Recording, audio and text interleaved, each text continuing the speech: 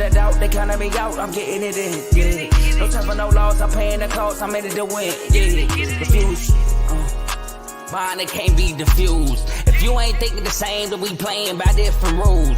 You can't see the vision, we living at different views. Until we complete the mission, keep getting up, never snooze. I walked a mile in my shoes, had the mind of a fool, chasing diamonds and jewels. Trust me, I was confused. Started minding my business and used my mind as a tool. Ended up finding my purpose and found the time to get to it. They told me I couldn't do it, they told me I couldn't make it. They sold it, could never break it. That's sadly mistaken. I need a piece of the pie, I want it so bad I can taste it. They told me like told me, keep on running toes, they gon' take them. Refuse to lose, built to win, apply myself, I felt it in. No time for the doubt, they counting me out, I'm getting it in, yeah. No time for no loss, I pay for the cost, I'm winning to win, yeah. Refuse to lose, I'm built to win, apply myself. Welcome back to CTC. I am your gracious host, Carl, and I'm back to talk this college basketball, man. Saturday, I had a great day Saturday picking these games. I went 6-2. Yeah, I went 6-2. But before I get to that, I'd like to just leave a like, comment, share, subscribe. It helps the network. It helps the channel. It helps my channel, CTC, by way of the Refuse to Lose network. It helps every other show with the network. You have the main show featuring Joe, Tom, and Dave, who went live this morning. Dave could not make it, but they went live 9 this morning. You got BWT, which I was on earlier. BWT, Teddy's still doing his divisional offseason predictions and breakdowns. Well, not really predictions, but breakdowns and offseason talks about the teams. You got FFC, just to be lookout on that one. Real Ballers Only, featuring Vaughn, that goes live Monday, Wednesday, and Fridays. You got King's Talk with Joe Jordan, which that should be another episode, should be coming out soon. You have, last but not least, you got Dave's Doghouse. And last but certainly not least, you got In the Red Corner featuring Ty, Ricky, and Fast Camp. They should be going live this Sunday. Shout out my dog Teddy. But yeah, man, just leave a like, comment, share, subscribe. It helps the network grow. It helps the channels grow. And if you like what you're listening to, stick with us. Now, got to do some poll talk. I wasn't here yesterday, so we got to do some poll talk. And if you remember last week, I got on here and said that I believe that St. Mary's should be ranked.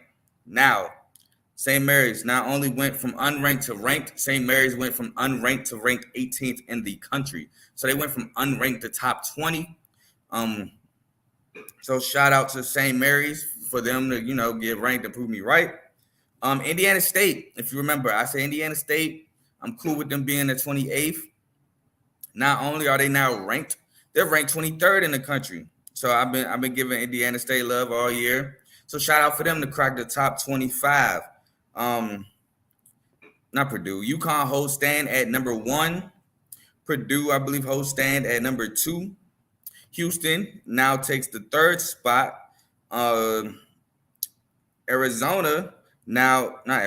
Marquette, who we'll talk about later, is at number 4. Arizona moves up to 5 from 8. Houston moved from 5 to 3, and Marquette moved from 7 to 4. Kansas dropped from 4 to 6. UNC dropped from 3 to 7 following the loss to Clemson. Tennessee dropped from 6 to 8. Duke stayed stagnant at 9, who got a big win against Wake Forest yesterday. Huge road win. Some gamblers were pissed on how that game ended. Iowa State moves up from 14 to 10. My South Carolina boys move up from 15 to 11. Just one more spot to crack the top 10. We got to keep winning. Baylor moves up from 13 to 12, who we'll talk about later. Auburn drops back from 12 to 13. They lost to Florida. They got blown out by Florida. Illinois drops from 10 to 14, courtesy of my Spartans. Alabama moves up from 16 to 15.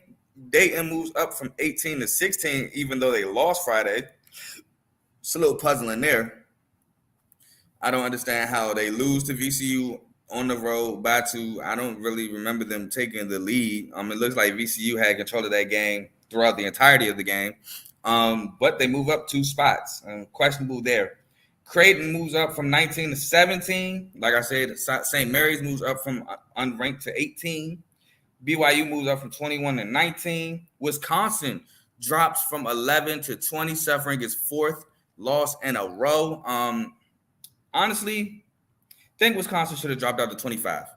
They should have dropped out the top 25, man. I get Purdue was okay. You can take a loss to Purdue.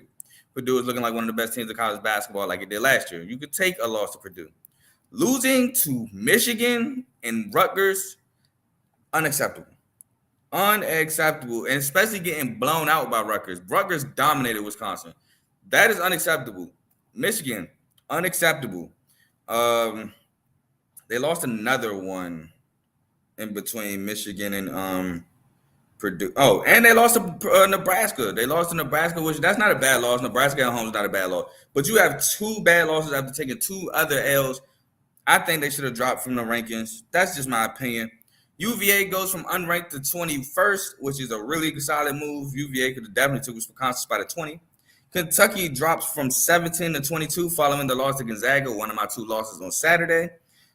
Indiana State, like I said, moves from unranked to 23rd.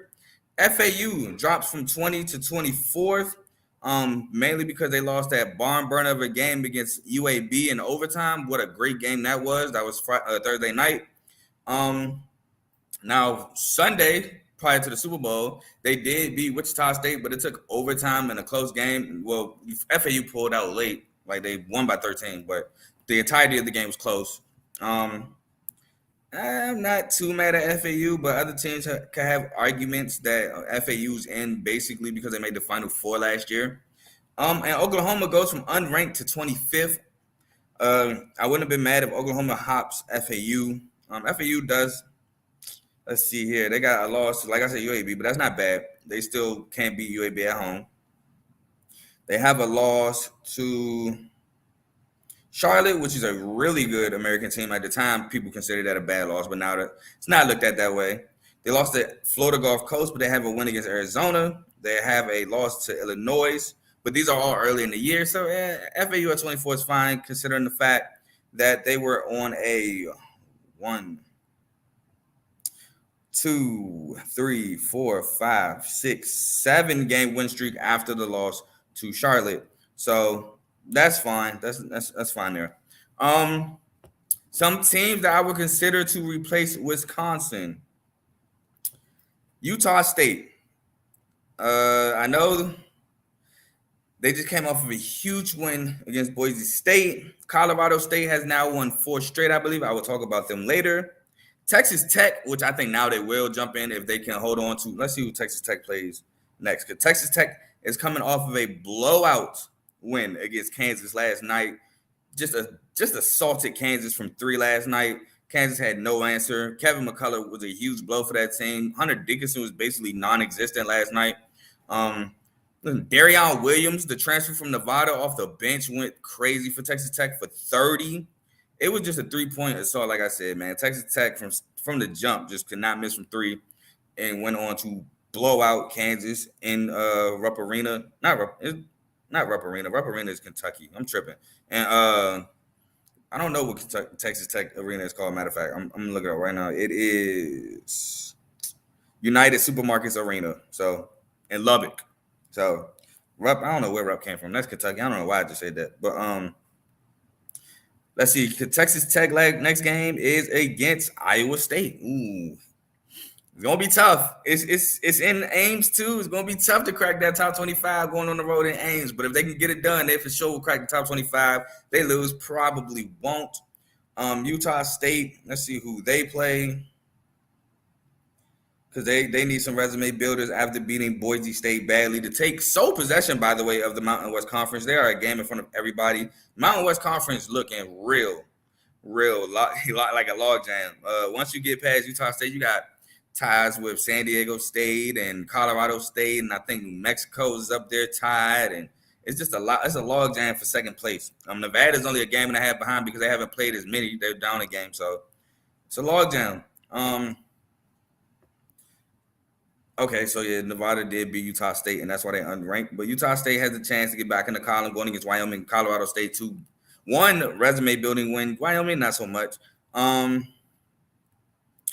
Let's see, another team I can think of, I would probably put in there over Wisconsin.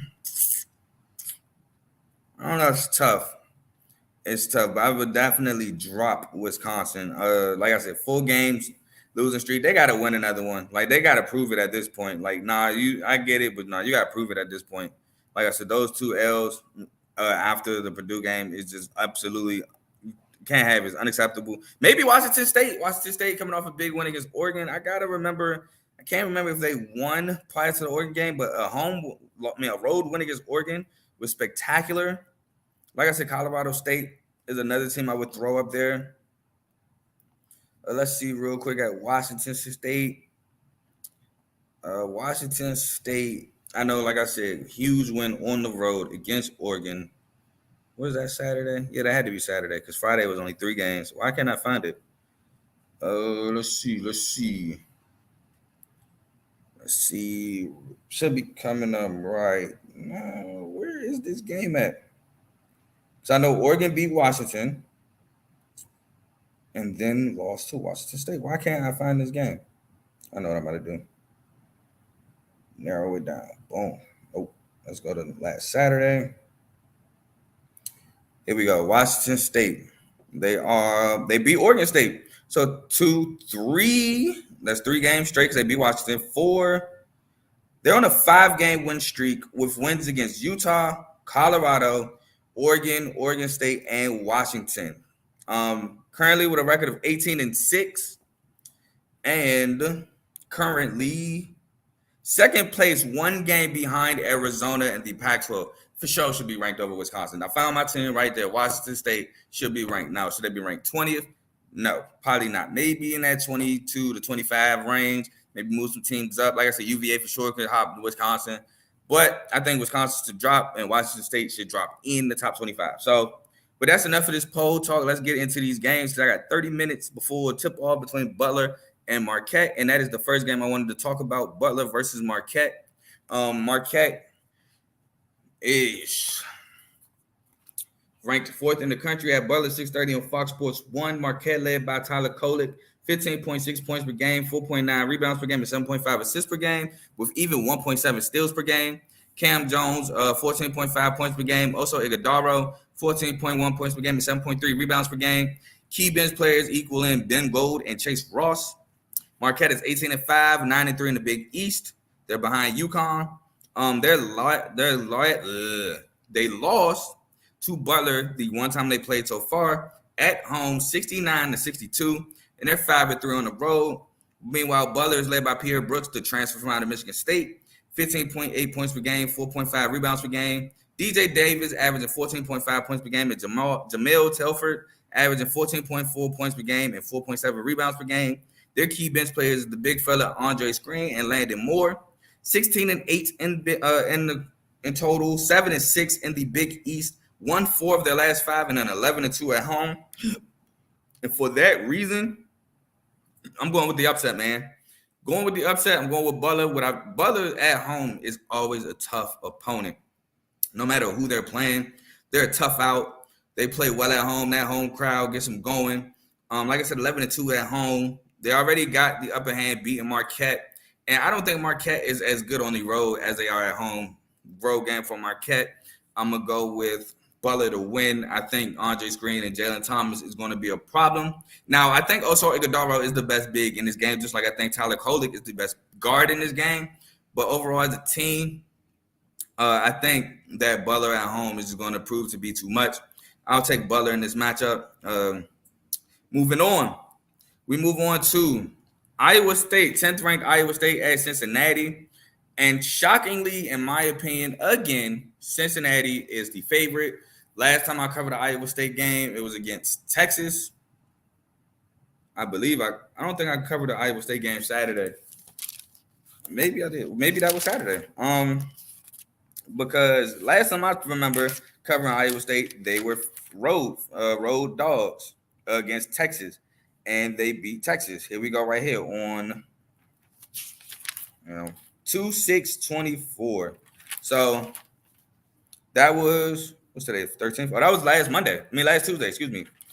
For Saturday, maybe I didn't cover Iowa State. I did cover Iowa State. Excuse me. So I have covered Iowa State their last 3 games. My apologies. But yeah, the last time I covered Iowa State as a road dog, I picked them to win, and they did win against Texas. So that might be a spoiler alert there. Cincy's led by Dan Skillis Jr. off the bench, averaging 12.2 points per game and 6 rebounds per game. Victor Lakin, 11.1 points per game and 7 rebounds per game. And Dede Thomas, averaging 10.7 points per game. Their other key bench player is Jizzle James, 15-8 on the year, 4-6 in Big 12 play. Getting adapted to the Big 12. They were AAC. And they lost the last 3 of 5, but they are 12-3 at home. Now, Iowa State, they are led by, I was supposed to do them first. I overlooked them by accident, but they're led by Tammy Lipsey, 13.2 points per game, 5 rebounds per game, and 5.6 assists a game. Keyshawn Gilbert, 13.9 points per game, 4.7 rebounds per game, and 4.2 assists per game. And Milan Milosevic, 12.6 points per game. You already know, like I said, this is the third time we covering them. So Curtis Jones has been a huge impact off the bench for Iowa State. And Iowa State are now 18-5, 7-3 in Big 12 play, won 4 of their last 5, but are 3-3 on the road. But I don't think that matters. I think Iowa State overcome being underdogs in this matchup, beats Cincinnati. Like I said, man, that defense can travel, and that defense is hard to score on. And I think it's going to have Cincinnati in a bind trying to get points. And while Iowa State has great defense, they also have good offense. So I think Iowa State wins this game pretty handily. Moving on to Oklahoma. At Baylor, we have 25th ranked Oklahoma at 12th ranked Baylor, 9 o'clock on ESPN2. Oklahoma is led by Javion McCullum, 14.2 points per game. Otego Owe averaging 12.5 points per game and 4.2 rebounds per game. Jalen Moore averaging 10.5 points per game and 6.1 rebounds per game. Their key bench players are Rivaldo Soares and John Hoosley IV. 18-6 overall, 6-5 in Big 12 play, 2-3 on the road, but have won 3 of their last 5. Baylor led by Ray J. Dennis, 13.3 points per game, 6.4 assists per game, and 4 rebounds per game. Jacoby Walter, 14.3 points per game, 4.7 rebounds per game for the freshman. And Jalen Bridges, 10.6 points per game and 4.6 rebounds per game. Their key bench players are Langston Love and Josh Ojuwana. But let's not, like I said, man, Yaz Messi was big in the Kansas game, even though they lost. Can't forget to show love to the big fella and Jaden Nunn, the transfer from VCU. They are 17-6, 6-4 in the Big 12, so a half a game back. 12-1 at home, however, and that one loss was like 2 weeks ago to TCU in triple overtime. I'm going to roll with Baylor in this one. I think Baylor guards is just tough to stop. Ray J. Dennis, Jacoby Walter can get his own shot. Like I said, just like Ray J, just like Jaden Nunn, just like Langston Love. Then you got to worry about Jalen Bridges and Yaz Messi as well. Yaz Messi is an active big man. Like, he's super active, like really active as a big fella. So I'm going to rock with Baylor in this matchup, especially being 12-1 at home. Normally a Big 12, always in the fight for that Big 12 title with Kansas. Scott Drew's a really great coach. Now, that's not to go against anything that Porter Moser and Oklahoma has. Like, Oklahoma is a really good coach team as well. But I think Baylor edges this one out. Now, to show some mid-major love, those are the power conference games. Well, yeah, power conferences. We got some mid-major love, man. You seen the thumbnail. Why is it not popping up? There we go. We got Colorado State at San Diego State, 9 o'clock on CBSN. This game could get either one of these teams ranked next week if they win this one and going to win this Saturday or whenever their next game is. Colorado State is led by Isaiah Stevens, 16.3 points per game, 7.5 assists per game. One of the best guards in the Mountain West, not even the Mountain West, one of the best guards in the country.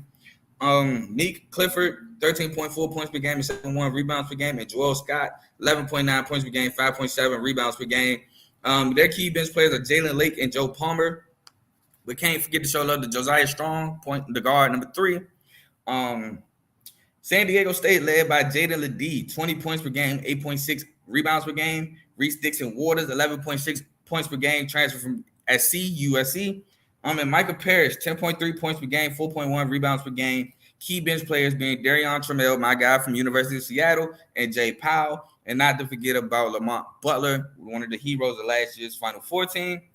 18-6, 7-4 Mountain West Conference, 12-0 at home, won 3 of their last 5, and two of those 3 were at home. Colorado State, like I said, they are on a 4-game win streak. They are 19-5, 7-4 Mountain West Conference, 3-4 on the road. But like I said, they have won 4 straight. They have found their footing. Now, San Diego State is just a tough out at home. It is. And they can sink their teeth in defensively. I'm going to roll with San Diego State in this matchup. I don't think they hold Isaiah Stevens in check, but I do think they hold the others around Isaiah Stevens in check, and that may bode to be an issue. Jaden Ledee, man, that big fella is hard to stop down low. I know people consider him to be an All-American candidate. Don't know if he'll be All-American just because there's so many bigs out there. He is tough. He's as tough as all of them. It's just so many to choose from. I don't know if he'll be one, but he's tough to stop, and he creates for so many others because he creates double teams and things like that. It opens up so much for San Diego State, and Colorado State don't really have a guy to match where you have to double him. Like the Isaiah Stevens is a great scorer, but you don't have to double him. You can press him for sure. You can run doubles at him, but it's not to the effect of Jaden Ledee. So I'm going to roll with San Diego State in this matchup to remain undefeated at home. And the last matchup I have for you guys is New Mexico at Nevada, 11 o'clock on CBSN. Nevada is 1.5-point home favorites. New Mexico is led by Donovan Dent, which do yourself a favor. If you have not watched New Mexico basketball or Donovan Dent yet, watch Donovan Dent. 11 o'clock CBSN. Jalen House, 15.7 points per game, 3.8 assists per game. Oh, Donovan Dent is also averaging 5.7 assists per game. And Jamal Mashburn Jr., 15.2 points per game. Key bench players are True Washington and Mustafa Amzil. 19-5, 7-4 in that logjam for second place in the Mountain West. 4-3 on the road, and they have won 3 of their last 5, but their last game was a tough loss to UNLV at home. Nevada, led by Jared Lucas, 16.9 points per game for the transfer from out of Oregon State. Keenan Blackshear, 15.9 points per game, 4.8 rebounds per game, and 4.6 assists per game. And Nick Davidson, the big fella, 11.7 points per game, 6.9 rebounds per game. Now, their key bench players are Hunter McIntosh and Daniel Foster, 19-5, 6-4. Like I said, a game and a half back because they're a game behind. In the Mountain West Conference, they're on a 3-game win streak, but 12-1 at home. So they've been balling lately. But I think the streak ends. I think they get another home loss. I'm rolling with New Mexico. I think New Mexico bounces back from this loss to UNLV. Donovan Dent is such an electric scorer. He does so much for this team. It's going to be tough to stop him, Jalen House, and Jamal Mashburn. And Jalen House also plays defense as well. So it's going to be a tough one for Nevada. And Nevada is also coming off of a tough game against San Diego State going into overtime. I felt San Diego State should have won that game. Nevada was able to inch it out. So with that being said, I'm going to take New Mexico on the road to get a quote-unquote upset. You know, they're dogs and FanDuel. So I'm going to roll with New Mexico State. So that is it. That is all I have for y'all today. I should be back. I'm hopefully back tomorrow tomorrow I'm going to just go over Michigan State, Penn State, and South Carolina, Auburn. South Carolina on the road at Auburn. Auburn undefeated at home. It's going to be an amazing game. I'm going to go over those 2 games tomorrow. But, yeah, man, just treat yourself to another glorious day of college basketball. It starts in 19 minutes with Butler versus Marquette. Should be a great one. Yeah, that's all I got for y'all, man. That's all I really – I'm just excited. I can't wait. I can't wait to get off and enjoy myself. But, like I said, I should be back tomorrow. But I'm gone. Peace.